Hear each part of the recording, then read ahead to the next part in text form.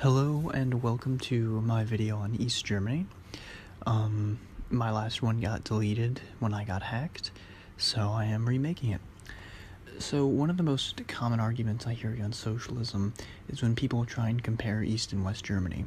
They'll usually point to the West and say, look how great the economy is with capitalism, then point to the East and say, look how awful things are with socialism. Doing a side-by-side comparison of the East and West Germanys out of historical context, however, is very misleading. So let's dive into the real story behind the GDR. The first thing you'll hear people claim is how much better the West was than the East. So let's explore this notion a little further. Let's start by taking a look at the GDR, which is East Germany's real income per capita. And it should be noted that real income per capita in the GDR was already trailing the West before its establishment, mostly because of reparation payments it had to make shortly after World War II, and despite faster real economic growth in East Germany as well as most of Eastern Europe compared to the West, it had not yet caught up with the West German level by 1989. In particular, in the 15 years after World War II, the Soviet Union extracted 50 billion more marks in reparations from East Germany than West Germany. Even more recent figures put that estimate at over 100 billion marks, which was several times larger than the GDR's own national output at the time. So you really cannot expect the GDR to be doing as well as the West in that regard, given their circumstance. Yes, it is true that the West also made war reparation payments related to Nazi Germany's atrocities and war defeat, including compensation to war victims. However, these were largely offset by the Marshall Plan aid given to West Germany by the USA shortly after World War II. Just think, if East Germany had instead been able to invest the 100 billion marks they were forced to pay in reparations starting in 1953 and reinvesting all capital and earnings each year at its average 18% rate of return on investment, it would have compounded to give East Germans an income per capita equal to about 15 times the level of West Germany's in 1989.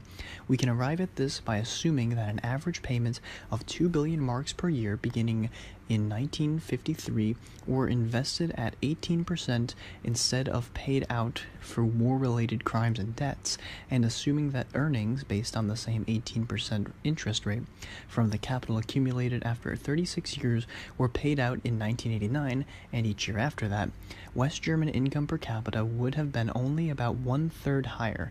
Comparing this figure to the per capita East German figures estimated to have existed without reparations, it indicates East German per capita income in 1989 to still have been far higher at 5 to 10 times that of West German income per capita. Instead, however, the enormous reparations caused East German income per capita to be only about 2/5 that of the West in the 1950s, although it had risen to 2/3 of the West level by 1989. It was this discrepancy in income per capita arising from differences in reparations that had caused East Germany to build the Berlin Wall in 1961, in order to prevent its skilled workers, such as essential doctors and nurses, from being bought by the West Germans, which would offer, and the West German employers would offer much higher wages and also many benefits, as I will explain later in this video. In fact, before the Berlin Wall was erected, several million East Germans, especially skilled workers like doctors and engineers, moved to West Germany for the higher incomes available there, and this migration resulted in a huge loss to the East German economy.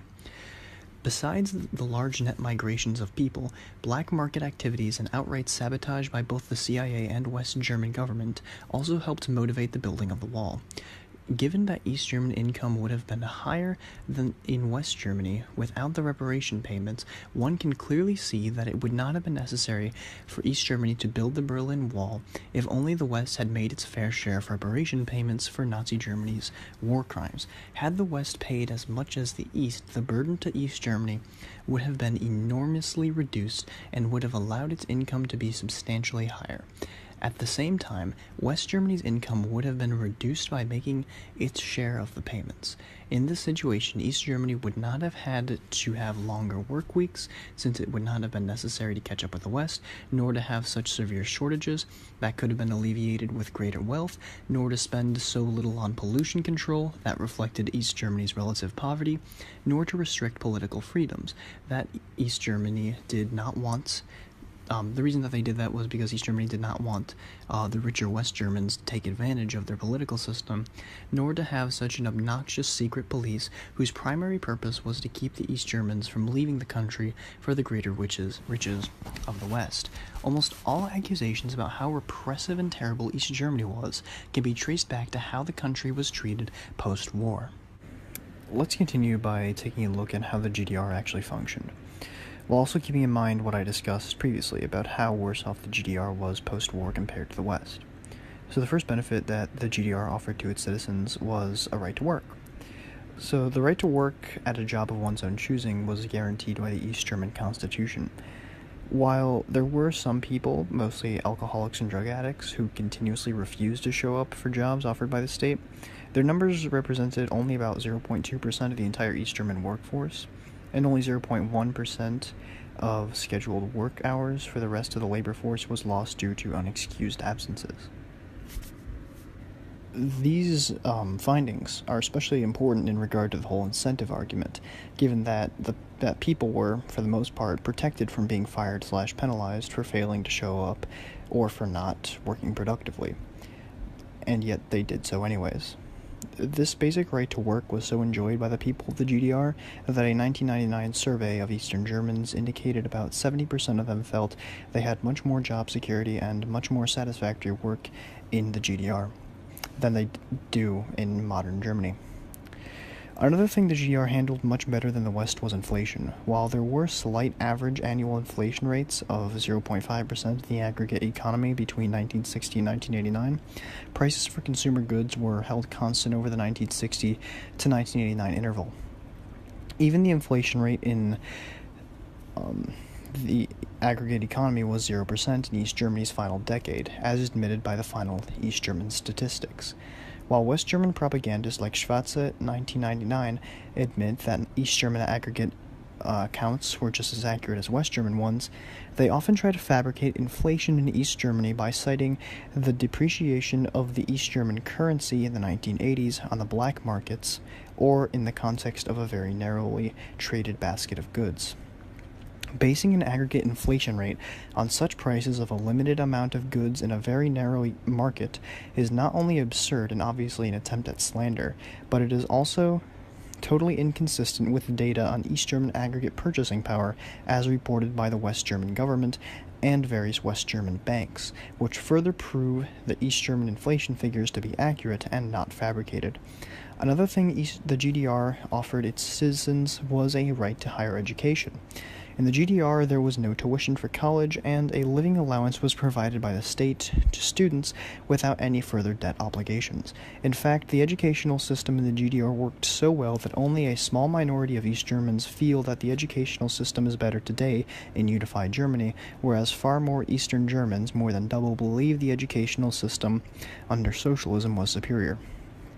In East Germany, crime rates were also much lower in comparison to the West, which may have had something to do with the fact that illegal drugs were almost non-existent in the GDR, but regardless, murder and violence were very rare, and theft was much less prevalent than in most capitalist countries. This is even more of a great achievement when taking into consideration the GDR's socio-economic conditions at that time.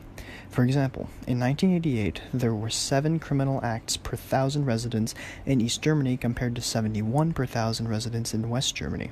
As a result, a 1999 survey of Eastern Germans indicated that 81% felt less secure from crime in the unified capitalist Germany than in socialist East Germany. Even American women visiting East Germany in the 1980s were astounded that they could actually walk the streets alone at night without any fear. The GDR also offered many more rights to women and children. Women had initial access to jobs, at least jobs that were of the same stature of men, although family considerations and other factors may have resulted in them not advancing as far as males later in life. Regardless, Female employees were about 3 times more likely to hold steady jobs in East Germany than working women in West Germany. A paid maternity leave of 6 months was also available after the birth of the first child, and up to 1 year for the second child. The maternity leave increased to 18 months for the third child and all subsequent children. The last thing I'll mention is the fact that the tax rate in the GDR was much more fair as well as much simpler than the West's. The state withheld about 15% from wages, up to a maximum of 25% for high wage earners, without the need for filing a tax form. On the other hand, for private companies which could exist with 10 or fewer employees, taxes on profits were alleviated at a steady progressive rate that reached 90% for income over 250,000 marks, which was about $150,000 at official exchange rates. These are just some of the many things the GDR did that made them a preferable country to live in when accounting for their conditions. A claim often given by rightists and just people who believe in Western propaganda in general is that there was no political freedom in the GDR, or at least that there wasn't nearly as much of it as there was in the West. However, this claim is contradicted by reality when one does some basic research into the matter. The West German system created the illusion of a liberal democracy by publicly allowing the formation of different political parties. At first sight, this appeared to compare favorably with the GDR, where one needed to obtain permission to form from the government to start a new political party. However, the West German government can and has outlawed many peaceful political parties and organizations that are not perceived to be consistent with the capitalist order, such as numerous pacifist groups and a fairly popular West German Communist Party in the 1950s. Thus, despite the illusion of greater political freedom in West Germany, there is very little difference in practice between East Germany's requirement to obtain permission to form a political party and West Germany's right to disallow any political parties or organizations it chooses. That and the West German system creates more risks to founder activists with respect to expending the time and money in order to start up an organization that is only later ruled to be forbidden. An example of West Germany forcing conformity in politics can be seen when the former Communist Party of East Germany, relabeled the Party of Democratic Socialism and the Socialist Unity Party in anticipation of reunification, revised its platform to meet the constitutional requirements of the unified Germany that were the same as in West Germany. West Germany also appeared freer with respect to making or writing statements about the government, but there were laws in West Germany that prohibit slander from government rulers, just as such laws existed in East Germany, but were rarely enforced there. In addition, although demonstrations are widely thought of as being tolerated in West Germany, there is substantial evidence of police and social repression of demonstrations in West Germany. On the other hand, the massive peaceful demonstrations in the GDR in the fall of 1989 indicate substantially less repression there than is normally assumed, and dissent on particular issues was freely allowed in East Germany insofar as petitions could be, and often were, collected and sent to the East German government for action. In fact, the rights of citizens to protest against government policies and against government bureaucrats or politicians was fairly widespread in not only the GDR but all of Eastern Europe, and the socialist systems not only allowed such protests but actually encouraged them to reduce the occurrence of, quote, departures from legality, arbitrary acts, and abuse of power by agencies of public administration. It should also be understood that in capitalist West Germany, only the rich had sufficient money to make their statements or writings sufficiently publicized to have a widespread effect on the opinion of others, and it has been well established that West German elections are controlled by marketing, money, and personalities, as they always are under capitalist systems. Another way the West repressed political opposition was by making sure that communists were legally not allowed to have jobs in West German government bureaucracy, and West German businesses being invariably owned by rich anti-communists, often follow the government's example, thereby virtually prohibiting working people from publicly stating communist opinions in capitalist West Germany. A more general form of extortion also existed and still somewhat exists insofar as rich capitalists often threatened to eliminate jobs by taking capital out of the country if a socialist government was elected, and this threat of unemployment was and still is made very clear to the working masses in capitalist societies. Despite these facts, and despite the fact that the established ruling West German political parties are widely perceived to be clubs for a political class that makes its own rules, West German elections are still generally considered to be more democratic than East German ones in the mainstream history books. Regardless, it should be known that East Germany also had many political parties. However, they voluntarily formed into the United National Front shortly after World War II to create a coalition bloc designed to prevent a re-election of the capitalist Nazis. East Germany also permitted voters to cast secret ballots and always had more than one candidate for each government position. Although election results typically resulted in over 90% of all votes being casted for candidates or parties that did not favor revolutionary changes in the East German system, just as West German elections results generally resulted in over 90% of the people voting for non-revolutionary West German capitalist parties, it is always possible to change the East German system from within the established political parties, including the Communist Party, as those parties were open to all and encouraged participation in the political process. The East German political system was actually more democratic than the West German one in at least two respects. In particular, only East Germany allowed voters to cast votes against the system, and thousands did so at each election. Now, let's take another brief look at the economic situations of both East and West Germany. In the first section of this video, I touched a little on this in my explanation of why the West was so much better off after World War II, which led to it becoming much richer than the East, but I'd like to expand on this a bit more. The most important tool used by the United States in the Cold War to help its allies grow and prosper economically was by providing aid to them. By making West Germany richer than East Germany, the USA was able to support its position that capitalism was better than socialism. Financial aid and capital from the USA was especially important in the economic reconstruction of West Germany in the years following World War II.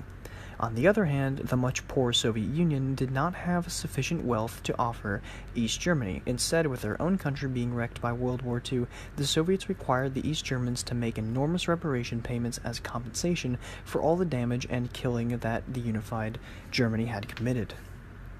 Even aside from the differences in damage inflicted by World War II on the Soviet Union and the USA, that being that the Soviets took much heavier losses to both soldiers and infrastructure, the Soviets had inherited a terribly poor country in 1917 when they first took power from the previous feudal leaders of Russia, with national income per capita equal to half that of the USA at the time, and they never could have offered the same assistance that the USA provided to the West Germans.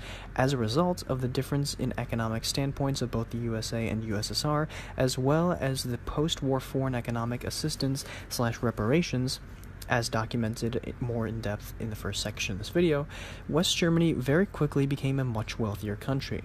This situation provided West Germany with an excellent economic weapon which they used to strike at East Germany. In particular, the West German government provided working-age East Germans who moved to West Germany with sufficient amounts of money and other benefits in order to emigrate to West Germany.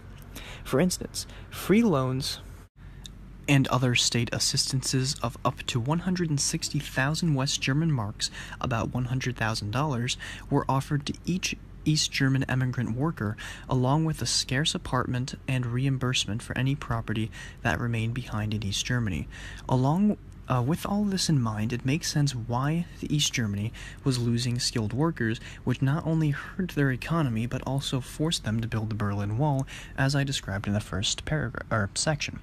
Moreover, it should be noted that East Germany's national income grew in real terms about 2% faster annually than the West German economy between 1961 and 1989.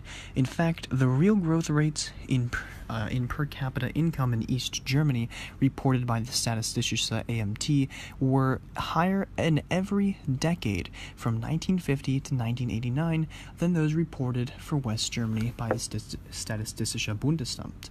However, because the very large reparation payments made by East Germany to the Soviet Union after World War II had caused it to start at a much lower level, it had not yet caught up by the 1980s, being only about two-thirds that of West Germany's at the time. In 1989, another point about the East German economy is that the ratio of national income to capital stock rose from 7.2% in 1950 to 15.7% in 1989, despite an overall 10% drop in its population over that same time period, and despite the fact that the East German capital stock started out at a lower level because of capital seizures by the Soviet Union after World War II. This massive disparity in both the country's history/foundation clearly explains why the West always appeared to be doing better economically than the East. They simply had more financial support and were treated much better during the post-war period. Finally, I'll end this video by discussing the exact reason for why the GDR collapsed. Like the Berlin Wall, the cause of the collapse of East Germany can be traced back to the income disparities of the two countries. As described in the previous sections, the income disparities between the two countries were caused almost wholly by how they were treated post-war. That being that the West didn't have to pay nearly as much in reparations as the East, and the Soviet Union didn't have nearly as much money to spend on the GDR as the USA did to spend on the West. And even despite faster economic growth, the GDR was never able to catch up with the West in this regard. All of this, on top of the fact that West Germany was also providing massive incentives to Eastern Germans if they left, like above-average income, preferential housing, enormous guaranteed loans, among others I've described previously. This alone not only caused mass migration from the East to the West, but was also an act of sabotage on the East German economy. By doing this, the West German puppets as well as the USA were able to claim that capitalism was a far superior system to socialism and cited Germany as a clear-cut example. This propaganda of an inferior socialist system and superior capitalist system allowed for enough East Germans to be convinced to vote in March 1990 for an end to their system. The ruling conservative parties in West Germany also used a combination of promises and threats to ensure electoral success. For instance, 10% annual real economic growth in the first 2 years after reunification was forecast if the conservatives won.